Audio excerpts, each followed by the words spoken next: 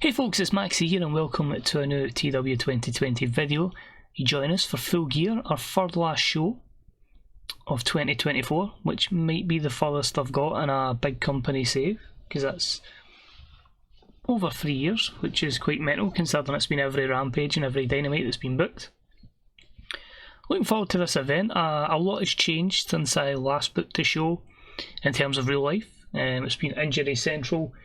I'm pretty much booking this one after, I think it was at Dominion, the New Japan show, so a few weeks ahead of schedule, but it's going to give me a chance now in the upcoming weeks to basically prepare for the next show, which is the draft show. So I'm going to obviously start rotating people about on various shows. How I'm going to integrate that into the event itself, because obviously it doesn't need to be high stake matches in terms of titles, etc. It can just be you win, your brand gets a wrestler basically. But it gives us that we can look into then what we're going to be booking for winter is coming, and then head on to 2025 and the things for that. I don't have anything in motion for 2025. I've got like one match for the draft show, which ironically I said wasn't going to be a championship, mini championship matches, but there will be a world title match there. We won't be debuting the All Atlantic Championship. I was going to say All American, All Atlantic Championship, or whatever they called it. Basically, I've already got 9 million titles, so there's no point in me bringing in anything else apart from what we've already got planned to bring in tonight. Of course, the Mixed Tag Team Championships, and that will be the main event. So really intrigued to see if it does deliver. I don't even know where the show is getting booked. I just put it as wherever, because the economy and the wrestling industry is like 4% and 0%, but both are rising. So hopefully we can start to see an increase, at least in attendances. Money wise, we've got like 450 million, so we're fine there. I'm going to be intrigued to see if the TV ratings goes up as an effect of that. We could obviously get more if we had more TV deals, but realistically we can financially survive with the coverage given to us by the AEW commercial network. So last year, I'm just going to be quick look here, with MJF and Shawn Michaels in the opener, and our main event was Sammy Guevara defending the championship against Moxley, Omega and Darby Allin. And the year before that, our main event was Hangman defeating CM Punk, which was in '87, and the year before that, Kenny defeating Hangman in just a 75 rated matchup. So it shows you over time everybody's gained over on this. I mean, look at this. MJF's going to be competing for the World Championship against Kenny Omega. Sorry, not Kenny Omega. It's going to be MJF and Adam Cole. Was that maybe a spoiler? Who knows? It's been a long day. I've had about 3 hours sleep and I'm powering through. But and MJF defeating Paul White there, so big changes. But we're at on anyway. 13 matches I think was on the show, 2 in the pre-show, just to kind of follow the storylines that I've been doing on Dynamite and Rampage. So yeah, we'll kick on and hopefully you enjoy it. So without further ado, this is the 2024 Full Gear pay-per-view. So we're in the New Era Field in front of 64,139 fans in attendance. And we start off with a fatal 4-way tag team match for the AEW Women's World Tag Team Championships. Now, a couple of storylines as we go into this one. We have basically been witnessing a small feud between the Sisters of Sin, Saraya Knight and Elena Black, alongside Tay Conti and her kind of friend that has come through the new gen, or regen, however you wish to perceive, workers that come through the training academies, Margarita Moya. But basically they've been in a kind of feud. I've been putting through Miyu and Rina Yamashita. They've been having some good tag matches to slowly get themselves over. And of course the tag champs, the 2 powerhouses, Jamie Hayter and Chris Statlander. But this matchup ends in 11 minutes and 58. The champions retain. Statlander pins Margarita Moya with an area 4-5-1, giving Hayter and Statlander their second defence of the AEW Women's World Tag Team Championships. A 69 overall, pretty decent for the opener. Moya the weak link, she was only able to muster a 36, but she's well on the way to developing. But I think there's certainly a lot of ratings there that certainly heed a lot of encouragement for our women's division.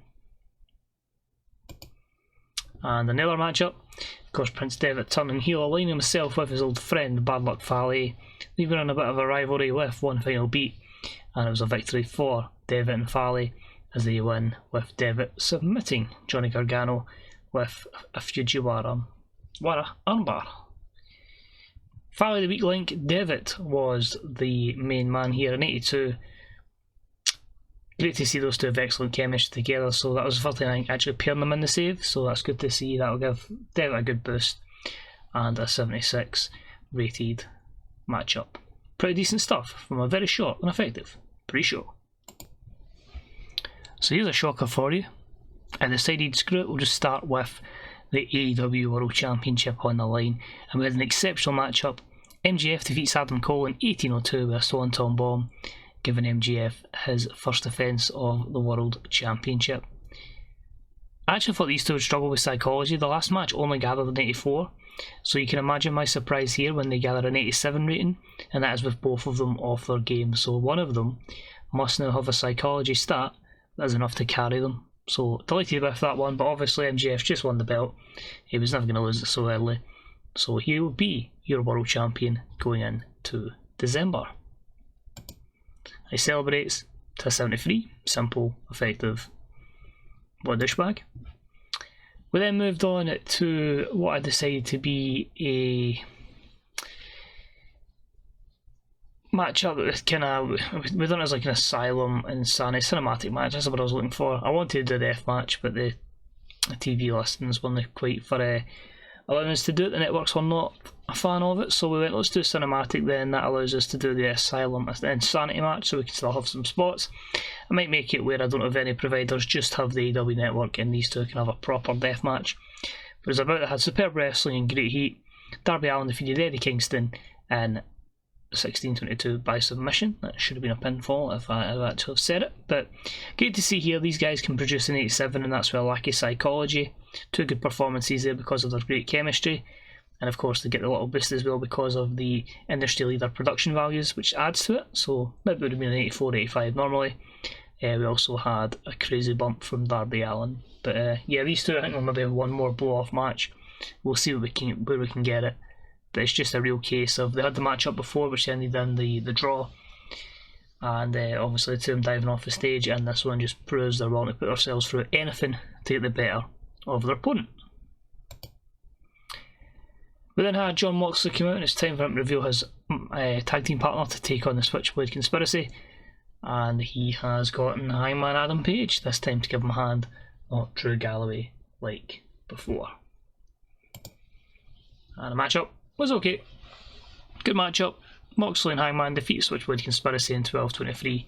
Moxley pinning Joe Gacy with the Death Rider. So a 75. Obviously Callahan and Gacy we need to build up, so they were never going to be a massive threat to Moxley, especially when he's got someone like Hangman in his corner, but they can continue assaults and that kind of thing on Rampage, and then eventually Moxley will maybe fall 1 point, but a 75 rated match nonetheless. We then have our new Lucha Underground champion, Matt Riddle, who's going to have a wee eye on this gift of the Gods Championship match. Of course, I had to vacate it because he was the previous champion, so the winner of this would then need to defend it twice to get a shot at Matt Riddle. And that matchup was decent, and it saw Swerve Strickland pick up the win over Maki Ito, Gable, Ace Austin, Noam Dar and Thunder Rosa in 12:23 when Swerve Strickland pinned Noam Dar with the Swerve Stomp. Swerve wins the Lucha Underground Gift of the Gods Championship. So as I say, he needs two defences to get that opportunity against Matt Riddle. But 72 overall, some good performances in there. The only ones you could say maybe slacking were Maki Ito and Noam Dar. But just really liking that to give us a chance to have intergender matches and properly see, spring some surprises every so often, when you will have women winning these matches in quite convincing fashion as well. We had our final of the Trios Championship, so I didn't do brackets. I really just wrote it in a notepad and just made sure I'd done all the victories. So while it doesn't show as a tournament in game with the brackets, it is, at least they've won the championship, it's an achievement, and we go from there. But anyway, the semi-final, so we've done a semi-final and a final for this one. We had Red Dragon and Roderick Strong. They took on the Dark Order, so that was 10-5 and Alex Reynolds, I believe. And we had the House of Black take on the team of Lindsay Dorado, Mascara Dorado, and Akira Tozawa. I believe I put as the third man. But anyway, this was always going to be the final. Decent matchup. Roderick Strong and Red Dragon pick up the win over the House of Black in 12:09 when Kyle O'Reilly pinned Buddy Matthews with the Brainbuster, meaning that Red Dragon and Roderick Strong win the Trios tournament. A 73, pretty solid stuff there. I feel Roddy and Bobby needed a big victory, and I feel Buddy Matthews is someone that can take a defeat and it won't affect him too much in the long run. We then had a triple threat match for the AEW Tag Team Championships. This one came about because of FTR losing their semi-final in the Brody Memorial Tag Team Cup. We'll confirm obviously how that bracket played out later on. But they had some issues with Thatcher and Gulak. The Young Bucks took an interest as well, hence we had this triple threat match for the Tag Team Championships. But it was a good wrestling match with a decent reaction from the crowd as FTR defeat the Young Bucks and Thatcher and Gulak in 21-17 when Cash Wheeler pinned Gulak following a big rig. Third defence of the belts for FTR, good title defence there, and it's good to get Gulak and Thatcher in action, especially after Thatcher's long-term concussion. But overall, a pretty decent 74. Moving along, we had a superb matchup. The number one contender to the Women's Championship has been Kana. She's been picking up some great victories, even some shock wins in tag team combat against Jade Cargill, 50-50 booking. But anyway, Jade picks up the win here in 17:47 with a JD following interference from her manager, Stokely Hathaway. Jade Cargill makes the defence number 2 of the AEW Women's World Championship and a very good 85 rated matchup. Who'd have thought in this mod, in this save, we'd be having Jade Cargill putting on bangers like this. She's green, because she's all about that money. Because she's that bitch. After this we have a promo and a celebration. We have obviously the manager, Stokely Hathaway, and his two clients, the Women's Champion now Jade Cargill, and your AEW TBS Champion, Mercedes Varnado, who picked up a victory on Rampage just there. She defeated, I believe it was it Io Shirai and Arisa Nakajima, obviously former champion, in a triple threat match. But it gave a chance to have another chance for Mercedes, and we can properly go with this group just being amazing, basically, the best. Because obviously you've got the boss, Mercedes Varnado, and you've got obviously that bitch Jade Cargill. So, really good tandem. Stokely's doing great work. 85. Some parts of my women's division are really thriving, and there's some that could certainly use some work. Next up, with the Fatal 4-Way match to determine number one contender. And oh my god, the spoiler earlier on was true. It is going to be MJF versus Kenny. As an exceptional matchup, Kenny Omega defeats John Cena, CM Punk and Miro in 14:05 when Kenny pinned Punk with a one-winged angel. Match only go 14 minutes because obviously the limitations of stamina between John Cena and CM Punk. But I wanted to go Kenny versus MJF. I feel that could deliver massively. And all four guys with solid performances there, the weakest being Cena and Miro. So Miro is now going to change his gimmick. He is going to be a Raging Bull, which got a rating of great. So that's good. Oh, gives a large penalty to psychology. Fair enough. So it also must be worth pointing out that that matchup with Kenny and MJF at the moment is scheduled for the next event, the draft show. But don't be surprised if the way I end up booking it sees it maybe move to the Winter is Coming event. I'll see with that one. But the plan is definitely at one point Kenny versus MJF. And they have their little stare down. MJF mocks him, just says, "Look, you're in your 40s now. I'm like world champion. I'm top of the world. You ain't getting no champ. You're not going to chance against the champ." He's got obviously Sammy Guevara in his corner, Britt Baker in his corner, Richard Holiday. The Dynasty's all in his corner. Is Kenny still on a good working relationship with Matt and Nick, the Young Bucks? But very solid stuff there. 100. It gives him a cheap 100 rating basically for a promo. You knew I was going to fit it in. So this one, Wendy the Clown has been calling out Wardlow, and Wardlow decided, I'm not having enough of this man, let's just get rid of him. So we had the casket match, and it had great heat and good wrestling as Wardlow defeated Wendy the Clown in 12:01 when Wendy the Clown was trapped. 76, actually pretty good considering there was the lack of psychology which I expected. A 72 for Wardlow, 81 for Wendy the Clown. I'll be honest, it seemed like a good idea to try and go the doink route with Wendy the Clown, but it's just been so difficult to book, and I just feel like it's just been a stupid idea from a stupid creative. So yeah, I think I've had a mail there, if I'm being perfectly honest. But with it being a casket match, that gives me an opportunity to write him off television. I'll just put him on holiday for like 3 or 4 months or whatever, think of an idea for him, and then properly try and use him. I just feel, something in real life, you could say he doesn't fit the AEW product, and it's really shown in this particular save. The gimmick changes for Wardlow. He becomes a silent assassin. That was also great, and that's good to see as well. Both guys were being freshened up, and yeah, Wardlow has passed that with flying colours, it seems.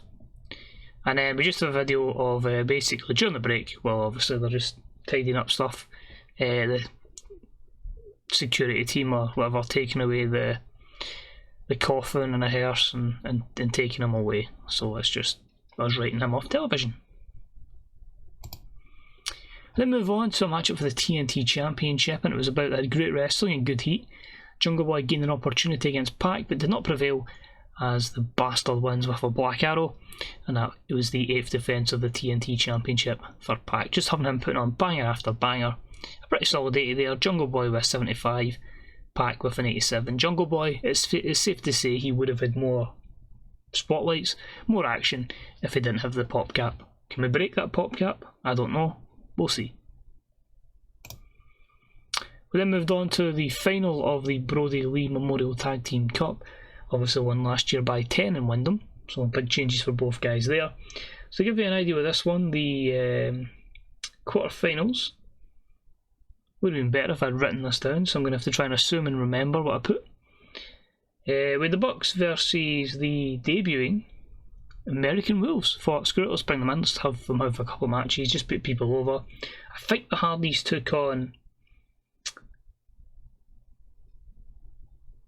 Brian and Garcia. I think that's what I've done. I think it was the Hardys put in there. FTR, I think, might have had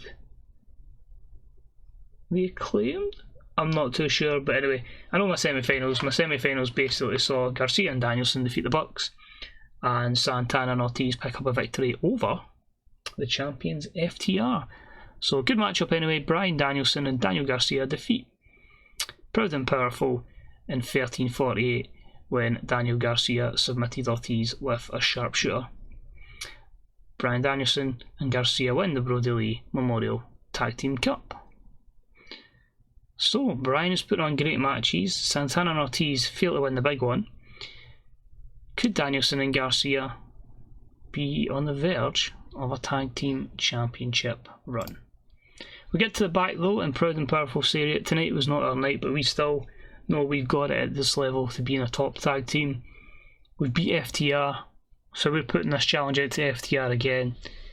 You boys, we want a rematch, we want those golds. We'll see you on Rampage, because they're both Rampage tag teams. So I think I'll have that matchup on Rampage, so you may see new tag team champions before we head to the next show. So 64. I try not to do too many title switches off video, but I do like to have the occasional one if we can on Dynamite and Rampage, just to freshen things up. I try and keep some title reigns lengthy, but sometimes I do feel you need a quick switch and bait. Next up, speaking of title changes, we had Sammy Guevara lose his 0x Championship to Wheeler Yuta following interference, I think, by... was it Tyler Black? I think it was Tyler Black, but anyway, Yuta pick up the win anyway. And after a good victory on Rampage just there, I believe he was facing, I can't remember, but anyway, Dragunov stared him down after the matchup, so that's why it's his second title defence, and these two do battle here.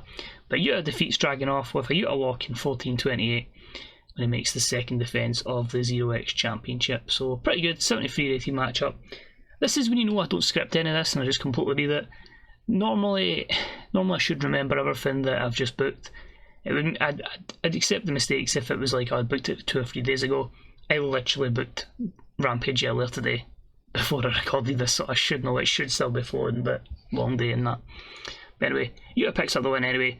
He's going to be your 0x champion going forward. Maybe main event time next, actually. He'll celebrate 65 and just says he's ready for all comers. But I think we are time for the main event. And it doesn't deliver. That's disappointing, but I wanted to give the opportunity to the tag belts and see how it went. So it was about that great heat and good wrestling. Tyler Black and Becky Quinn defeated Sammy Guevara and Britt Baker, Red Velvet and Cody Rhodes, and Andrade, Idolo and Charlotte in a ladder match in 17-14 when Tyler Black retrieved the item, meaning that your inaugural AEW Mixed Tag Team Champions, Tyler Black and Becky Quinn. The match itself only gets a 77. Now, I'm going to explain a few reasons here. Sammy's practically won everything, so I felt like I don't want to put the belts on him just as he's lost one belt, so we'll keep it off him just now. Andrade's still the IWGP US champion, so I'm like, right, we'll keep it off him just now. When they made their tag team debut, that's when I found out Velvet and Cody didn't work as a team, so they'll have a limited involvement. I'll probably switch Cody out for maybe Illegal Ethan Page or Ricky Starks, one of the two, or maybe the newest member of Supreme Collective, Matty Wahlberg, also known as Grayson Waller. But yeah, I just felt like we'll put the belt on Tyler and Becky and they can put on bangers going forward. But disappointed, it only got a 77. I thought the male popularity, obviously Cody loses a bit, but Sammy put on a banger. Even there, Becky's way over in performance than Tyler Black. Andrade, good performance. Charlotte, good performance. Cody's in the 90s, Red Velvet's in the 70s if they don't have the poor thing, so whether that changes stuff, it remains to be seen. But anyway, new champs, Tyler Black and Becky Quinn. And we end the show with them celebrating as baby faces, which is ironic because of how they're going in WWE at the moment, as the new champions. Overall, because of all the boosts, we get an 86. So that saved it a little bit, but obviously the Omega MJF promo. I just wanted to give the title belts a bit of kind of meaning, which is why I made it the main event. Realistically, we probably should have just went Cole versus MJF in the opener. But I felt like it was a solid show. There's a lot of stuff that's getting light blue compared to previously. It would just be the high 70s to low 80s, so we're certainly in the right direction. And I feel whenever we launch MJF versus Kenny Omega, we've got a really, really good chance of hitting that 100 rating. That's pretty much what the save is now. Enjoying the journey, trying to develop as many talents as I can, and really just fantasy book galore. As I said on the fantasy booker subreddit, I was just chatting away. As soon as it was like, oh, you're commercially making so much money, it's like, well, we don't really need to worry about the company side now. We can just sign who we want and we can effectively just fantasy book until our hearts are content. But yeah, overall pretty happy. Let's see what it has to say. Right, fantastic reviews, that's good to see. We also got negative feedback for trying to attack WWE. That's what we've got now. We're just going to go show history. So what did I book on Rampage? So it was the TBS Championship one. It was Lee Moriarty that challenged for the Zero X Championship. Then we had that. Shawn Michaels defeated Leo Rush because I don't know what to do with Shawn. But you can see there Mercedes defeating Nakajima and Io Shirai. The last couple of shows have actually been quite disappointing. 85, that Rampage was only a 79. Just trying out different stuff to see what works. But we're going to let a few people go when their contracts expire, and we'll see what happens going forward. There's a few I might send to the Dark Factory, the developmental, just to get over. But we'll see. There's people that I just want to maybe have not used previously that I can start pushing forward. Officials at AAA are said to be on the warpath tonight. It was revealed that their sponsorship income this month was slashed after an unnamed rival appeared to spread rivals about them. That wasn't us. But they've got 10 million in the bank. I think they'll be perfectly fine. Although that pains me because, well, it says Phoenix leaves. Obviously, it's implied to us, but of course he's medically disqualified from wrestling. I've tried, but I actually think about this earlier on, what a difference that's made to my save. Like, could you imagine the amount of stuff I've been doing with Phoenix? Like, it'd be Phoenix versus everybody. He's one of my favourite wrestlers to watch. So him getting the career-ending injury was just devastating. Probably should have just quit the save and start a new one, to be honest, but we carry on. Kip Sabian and Drew Galloway with a bit of a bonding bromance.